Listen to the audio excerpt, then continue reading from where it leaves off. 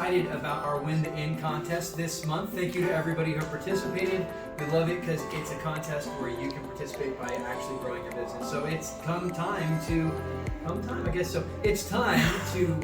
ticket. So Brandon Beaudoin was kind enough to sponsor this, and I have never been to this. Have you ever stayed there?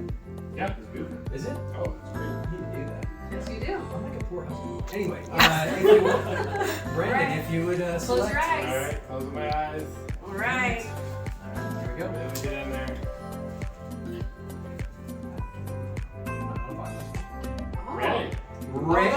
Ray. Wright. All right, we just chose the winner for Win the Inn, and we're gonna surprise him right now. Let him know. Let's go see him. Ray, you are the lucky winner of Win the Inn. Are you serious? Yep. Record that? We did. Yeah. I'm actually the winner. Woohoo! Congratulations. You know what? Let me give that. Okay, Chris, so here's that $10 I told you.